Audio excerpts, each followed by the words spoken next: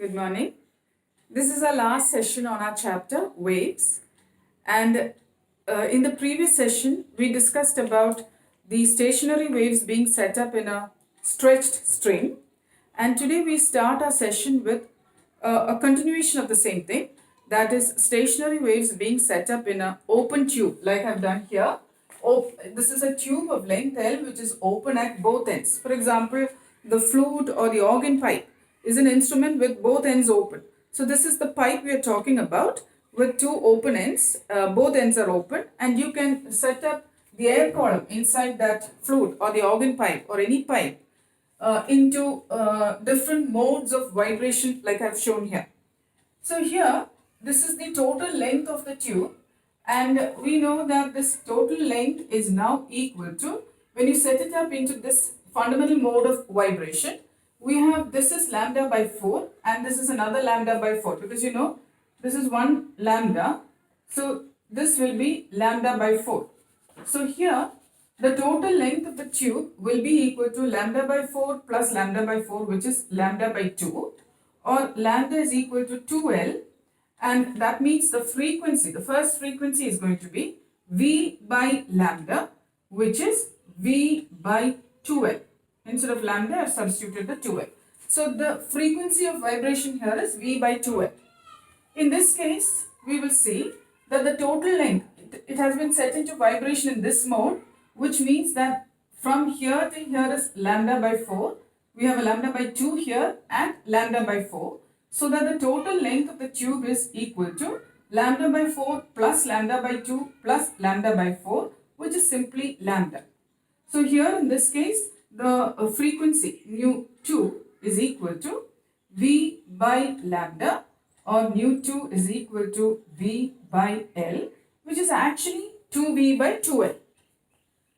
Then if you have set it into a higher mode of vibration like this, we have from here till here lambda by 4 plus lambda, this whole thing is lambda, and another lambda by 4, which means the total length of the tube is 3 lambda by 2, or we may say that lambda is equal to 2L by 3, or the frequency, third frequency is V by lambda, which is V into 3V by 2L.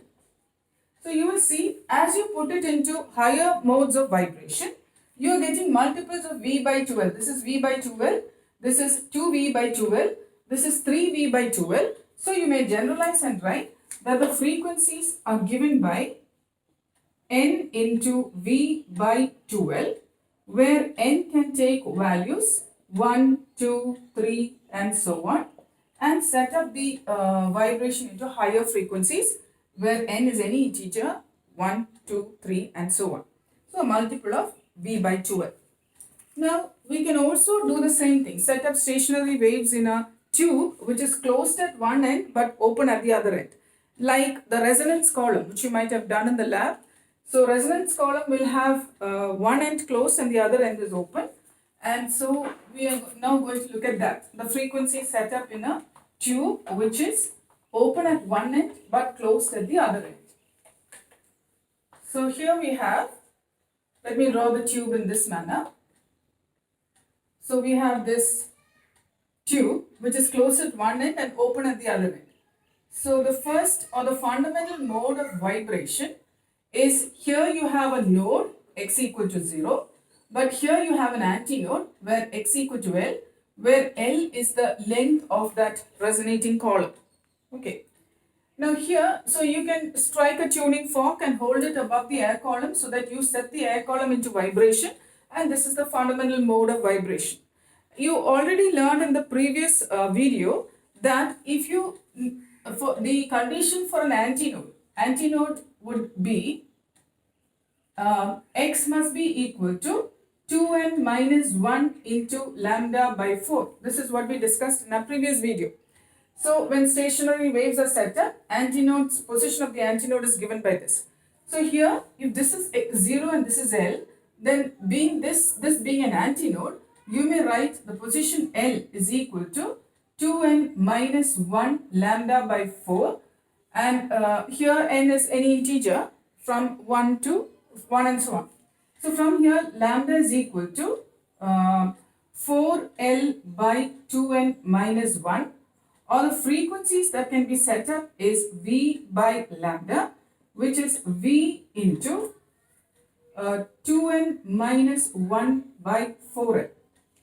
V into 2n minus 1 by 4L, which is every odd multiple of V by 4L, because this is an even number. 2n minus 1 would be an odd number, odd multiples of V by 4L, where n can take values 1, 2, 3 and so on. So that means new one would be simply V by 4L, because you're substituting 1 here, 2 minus 1 is 1. Or new 2 will be equal to 4 minus 1, that is 3V by 4L. New 3 would be, if you substitute 3 here, 6 minus 1, that is 5V by 4L and so on.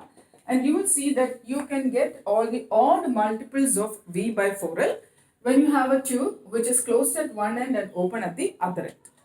So this is the air column vibrating at the resonance frequencies when the tube is closed at one end and open at the other end. In the last topic in our chapter, we discuss a phenomenon called as beats. Here,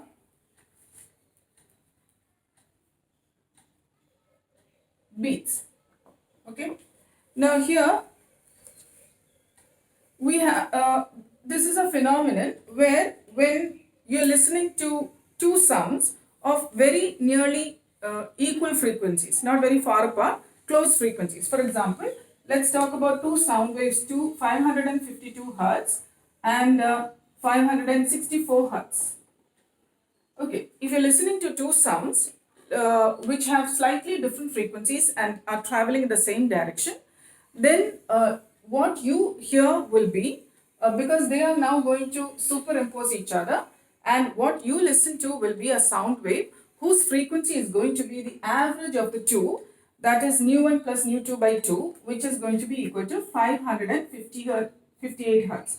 So you're not going to listen to the individual sound waves. Instead, you're going to listen to a resultant wave whose frequency is going to be 558. That is the average of the two.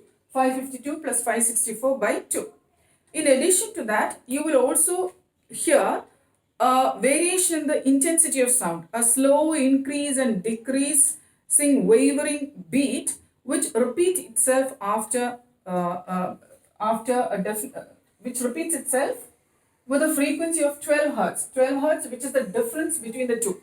564 minus 552 is 12 hertz. So these beats, which are actually variation in the intensity of sound, are slow wavering. Slowly it will increase and decrease, and this will keep repeating itself with a frequency, and this is what you call as beat, and the beat frequency is the difference between the frequency of the two waves, that is 552 hertz and 564 hertz. Now, to discuss this further, let us consider two waves. You know, the waves are given by the wave function A sine kx minus omega t plus phi. Now, to get things simpler, we are now going to consider the displacement at a position where x equal to 0.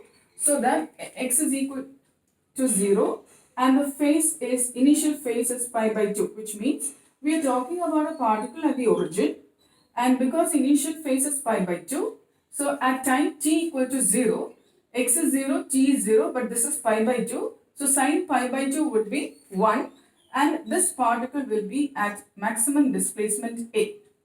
So here, for simplicity, we are taking this as a particle, displacement of a particle at the origin with an initial phase of pi by 2, which means you may write y1 is equal to A sine, this is 0, so we have sine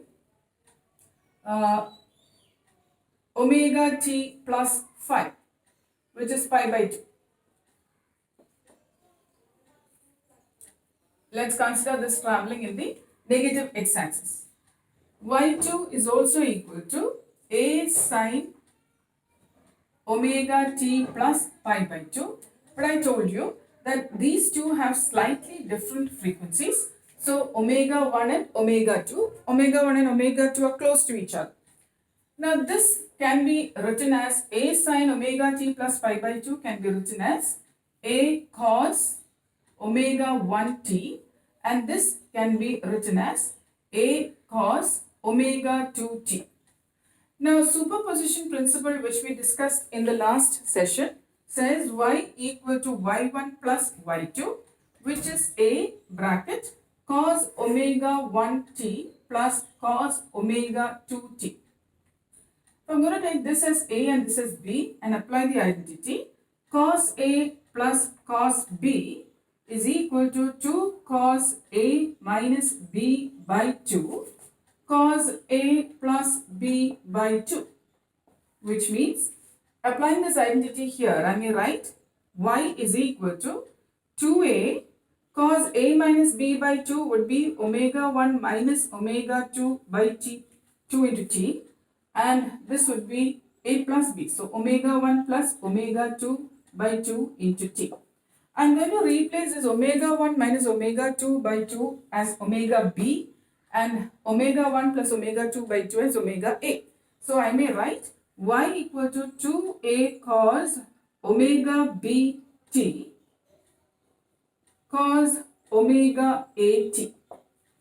Now omega a, so we know that these two frequencies are close to each other. Omega 1 almost close to omega 2.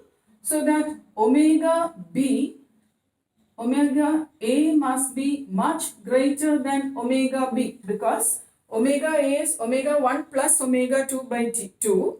Omega b is omega 1 minus omega 2 by 2. So obviously omega a must be much greater than omega b. So that means if you are looking at this, you are actually looking at a resultant wave whose angular frequency is omega a. That means the resultant wave is an oscillating wave, and the wave is oscillating at a frequency omega a, which is equal to omega 1 plus omega 2 by 2, which is what I told you in the beginning. So you are going to listen to a resultant wave whose frequency is the average of the two individual frequency of the two individual waves, that is omega 1 and omega 2. Frequency average would be omega 1 plus omega 2 by 2, which is omega a. So you're going to listen to a resultant sound wave whose frequency is omega a, which is omega 1 plus omega 2 by 2. Also, you will see in addition to that, the amplitude of the wave, that is this 2a cos omega bt, is not a constant, because cos omega bt can take values which vary from maximum to minimum. Now the maximum sound that you will be listening to, the amplitude of the maximum amplitude would be 2a plus or minus 2a. So amplitude maximum would be equal to plus or minus 2a, and that happens when cos omega bt is equal to plus or minus 1, which means when does cos omega bt take values plus or minus 1? Omega bt must be equal to an integral multiple of pi, because cos 0, if I put 0 here, cos 0 is 1. 1 means cos pi, that is cos 180 is minus 1, and so on. So every integral multiple of pi, and you know this would become plus or minus 1. This omega b is actually omega 1 minus omega 2 by 2 into t, which is n pi. Omega, all of you know, is 2 pi nu.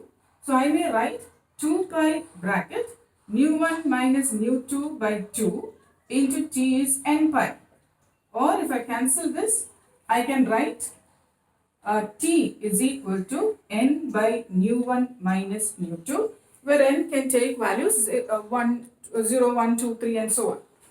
So that the maximum amplitude, that is the loud sound, the sound becomes loudest, maximum amplitude is repeated at these regular intervals. If I put 0, then this would be 0, 0. The next one would be 1 by nu 1 minus nu 2. The next loud sound would be at nu 1 minus nu 2. The next one would be at 3 by nu 1 minus nu 2 and so on. So if I find the time gap or the time period or the time interval between two loud sounds, this minus this or this minus this or this minus this, the time period would be, time gap between two loud sounds, the time period would be 1 by nu1 minus nu2. So which means the frequency would be 1 by time period, which is nu1 minus nu2. So the beat frequency, this is called the beat frequency. That is the frequency in which the loud sounds are heard. The beat frequency is nu1 minus nu2, which is what I told you in the beginning. If you're listening to those two sounds, we were talking about 552 and 564 hertz. Then the beat frequency will be the difference between the two, that is 12 hertz. In 1 second, you will listen to 12 loud sounds. So this is what you call as beat phenomena, where you have two waves of slightly different frequencies traveling in the same direction, and when these two sound waves reach your ear simultaneously, you will listen to a resultant wave whose frequency is the average of the two, omega 1 plus omega 2 by 2. And in addition to that, you will also listen to loud sounds, a variation of intensity, loud, and then it will decrease and so on. And these are called beats, and the beat frequency will be the difference of the individual frequencies of the individual waves. Musicians use this beat phenomena to tune their instruments. That is, they go on sounding their instruments till they can detect no beats with respect to a standard frequency. So they keep sounding their instruments along with a standard frequency till they can detect no beats, which means the two are sounding at the same frequency. So with this we come to the end of our chapter, waves. Doppler effect has been deleted for you, and so that's all for our chapters now. Thank you.